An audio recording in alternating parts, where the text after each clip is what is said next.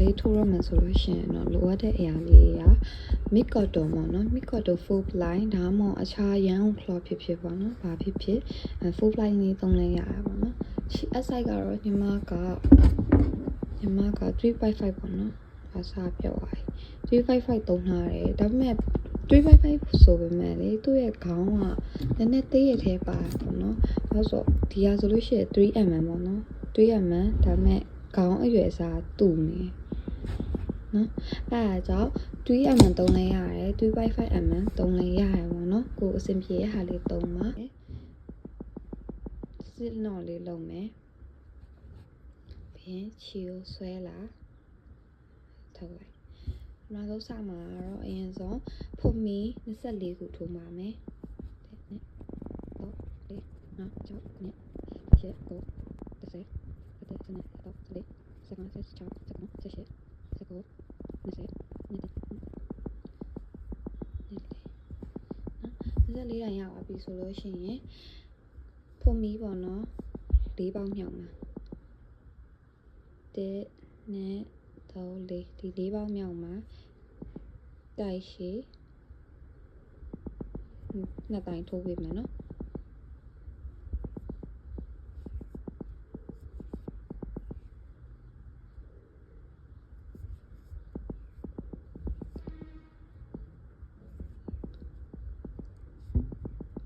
တိုက်ရှိနှစ်တိုင်းထိုးပြီးပြီဆိုရင်တော့တခြားဖွမီတွေမှာတစ်ပေါက်မှာတိုက်ရှိတစ်တိုင်းစီကို9ခါထိုးရပါမယ်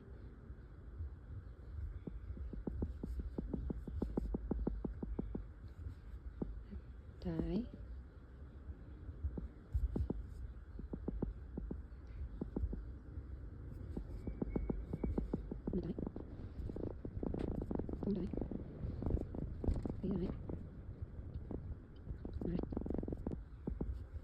နော်အားရရောက်ပြီဆိုလို့ရှိရင်တော့တိုင်လက်ပေါ့နော်တိုင်လက်လေးထိုးပါမယ်နောက်တစ်ပေါက်မှာတိုင်လက်ရှည်ဆွဲလာသုံးပေါက်လို့တပြိုင်နက်နဲ့ထုတ်လိုက်ပြီးလို့ရှိရင်နောက်တစ်ပေါက်မှာတိုင်တူလေးထိုးပါမယ်တိုင်တူထိုးမယ်တိုင်တူထိုးပြီးရင်နောက်တစ်ပေါက်မှာကျ6 step ပေါ့နော်ရှက်ကော်လေးဆက်ပါမယ်ပြီးလို့ရှိရင်ဖွမီပေါ့နော်3ပေါက်ကိုကြော်ပြီးတော့4ပေါက်မြောက်မှာရှက်ကော်ထပ်ဆက်ပါမယ်ရှက်ကော်ဆက်ပြီးပြီဆိုလို့ရှိရင်နောက်တစ်ပေါက်မှာတိုင်တူထိုးပဲနော်တိုင်တူပြီးရင်တိုင်လက်နောက်တစ်ပေါက်မှာတိုင်လက်ထိုးပြီးပါပြီးရင်ကျန်တဲ့5ပေါက်မှာပေါ့နော်တစ်ပေါက်မှာတိုက်ရှိတစ်တိုင်းစီကို9ခါထိုးပါပါတက်ပြီးပါပြီတစ်ခါပြီးပါပြီနဲ့တော့လေးနော်အဲ့ဆိုဒီမှာတစ်ပေါက်ကျန်တယ်နော်တစ်ပေါက်ကိုတစ်ပေါက်ထဲမှာပဲတိုင်ရှည်6တိုင်ထိုးပေးပါမယ်နော်တိုင်ရှည်6တိုင်ဆိုဒီတစ်ပေါက်ထဲမှာပဲတိုင်ရှည်ကို6ခါပေါ့နော်ထိုးပေးပါတဲ့အဲ့မှာအဝိုင်းလေးဖြစ်မှာမလို့လေနဲ့တော့လေ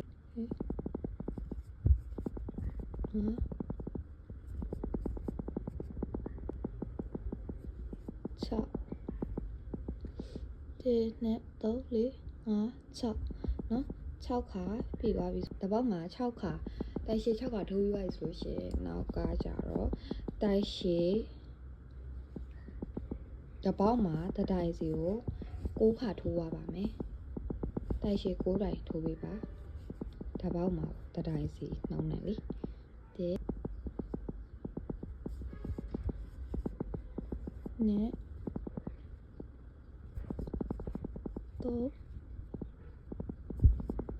ဒီ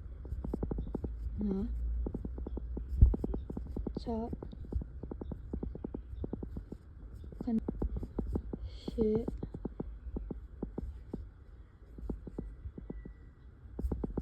9 နော်ပြန်စစ်ပေးမယ်နော်ဒါကတော့ round 1ပြီးသွားတဲ့ဟိုဟာလေးပေါ့နော်ဒီမှာရှက်ကော်လေးဆက်ပြမယ်ရှက်ကော်ကလေအစပိုင်းမှာဒီဖို့ဟိုပေါ့နော်၄ပေါက်မြောက်မှာဆိုတော့လေဖို့မီ၄ပေါက်မြောက်မှာစခဲ့ရဆိုပေမဲ့ဒီဖို့မီ3ပေါက်ကြံခဲ့ပေါ့နော်အဲကြံခဲ့တဲ့ဖို့မီ3ခုရဲ့ဒီအပေါ်ဆုံးကဒါဖို့မီနော်အောက်မှာတခုဖို့မီ3ခုရှိတယ်ဒီမှာတခု2ခု3ခုတခု2ခု3ခုအဲ3ခုရဲ့ဒီအပေါ်ဆုံးကဖို့မီထဲမှာအဝင်ပြီးတော့ခြီဆွဲထုတ်လာပြီးရင်ချိတ်လိုက်ရှက်ကောဆက်လိုက်တာပေါ့နော်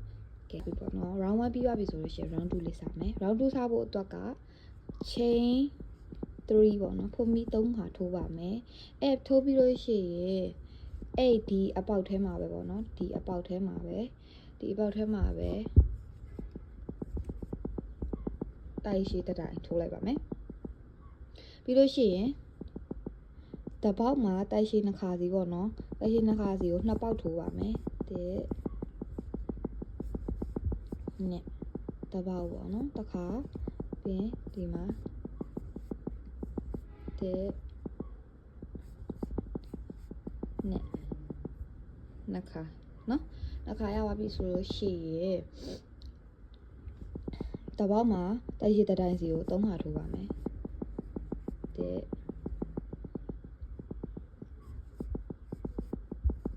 နဲ့3နော်အဲ3နိုင်ထိုးပြီးသွားပြီဆိုလို့ရှိရင်နောက်တစ်တိုင်ကတိုင်လက်ထိုးမယ်တိုင်လက်တစ်တိုင်ပြီးသွားရင်တိုက်တူထိုးမယ်တစ်တိုင်ပြီးသွားရင် slit step ပေါ့နော် slit step လေးဒီမှာဆက်မယ် slit step လေးဆက်ပြီးသွားရင်ပေါ့နော်၄ပေါက်ပေါ့နော်၄ပေါက်ကြော်မယ်ဒီမှာတစ်ပေါက်နှစ်ပေါက်တိုက်ဒီလိုမျိုးဖုန်မီပေါ်နေဟာကြီးကြော်မယ်နော်တစ်ပေါက်နှစ်ပေါက်သုံးပေါက်၄ပေါက်ဒီ၅ပေါက်မြောက်မှာအဝင်ပြီးတော့ရှက်ကော်ပေါ့နော်ရှက်ကော်ဆက်လိုက်ပါခြီဆွဲလာပြီးတော့ဒီတိုင်းဆွဲထုတ်လိုက်မယ်နော်ဒီအပေါ်ပိုင်းနေရာဘာလို့ဒီလိုတော့လဲဆိုတော့အသေးပုံပုံစံဖြစ်အောင်လို့တို့ကရှက်ကော်လေးနဲ့ဆက်ပေးရတယ်ပေါ့နော်အဲဒါကြောင့်ပါ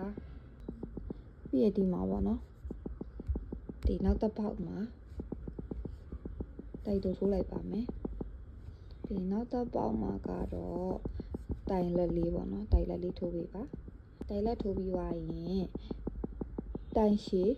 3တစ်ပေါက်မှာတစ်တိုင်ကို3ခါထိုးပေးပါတစ်ရှိတစ်ခါနှစ်ခါ3ခါဒီမှာလေးတစ်ပေါက်ထဲမှာပဲတိုင်ရှည်6တိုင်ထိုးခဲ့ရပါဘောနော် 1 2 3 4 5 66တိုင်လုံးကိုတပေါက်မှာတိုက်ရှိနှစ်ခါစီပေါ့နော်တိုင်ပွားပဲထားပါတိုက်ရှိနှစ်ခါစီ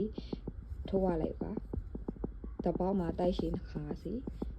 6တိုင်6ပေါက်ထိုးရလိုက်ပါတပေါက်မှာတိုက်ရှိနှစ်ခါစီ6ခါပေါ့နော်6ခါထိုးရလိုက်ပါ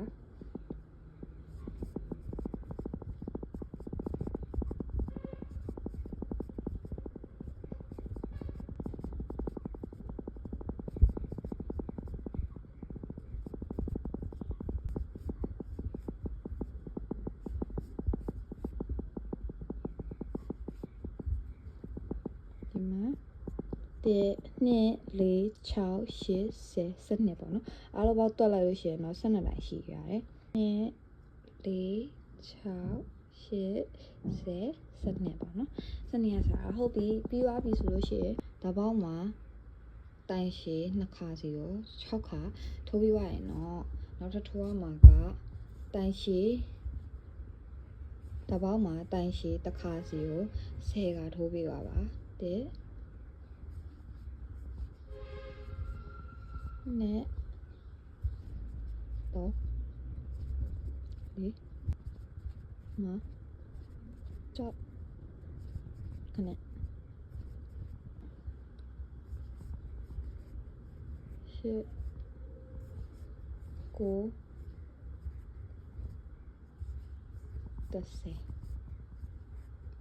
ပြည့်မပြည့်ကိုပြန်ရည်မယ်နော်ဒီကနေစာရည်မယ်1 2 3 4 5 6 9 10 9ဒီမှာ30ဟုတ်ပြီအဲ့ဆိုပြီးရင်နောက်တစ်ပေါက်မှာကဒီတစ်ပေါက်ထဲမှာပဲတိုင်ရှည်9ခါထိုးပေးပါမယ်တစ်ပေါက်ထဲမှာပဲတိုင်ရှည်9ခါနော်1 2 3 4 5 6 9 10 နော်9ခါ1 2 3 4 5 9ခါထိုးပြီးပါပြီဆိုလို့ရှိရင်နောက်တစ်ဖက်မှာလည်းခုနကတော့လိုပဲတိုင်ရှည်တစ်ပေါက်မှာတိုင်ရှည်တစ်ခါကို10ခါစီထိုးရပါ1နဲ့3 4 5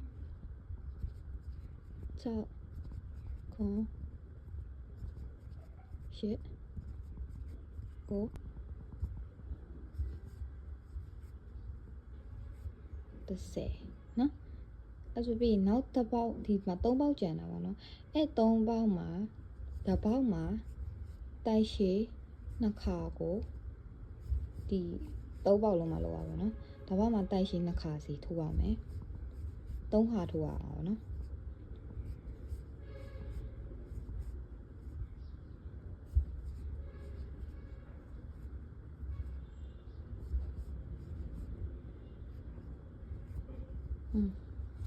ဒီမှာရှက်ခေါ်ဆက်မယ်ခုနက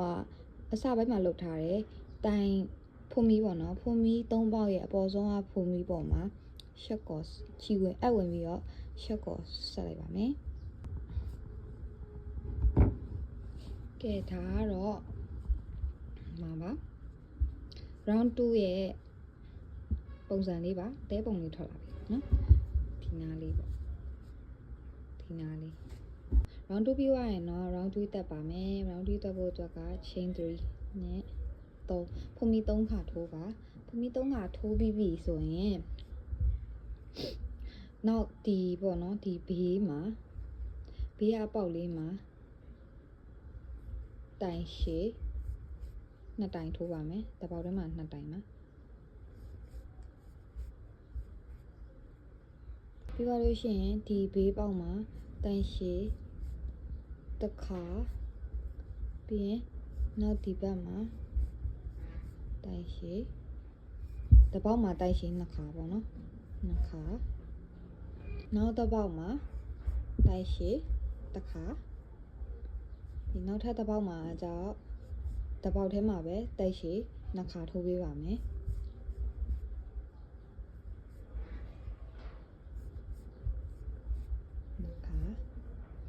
ပြီးသွားပြီဆိုရင်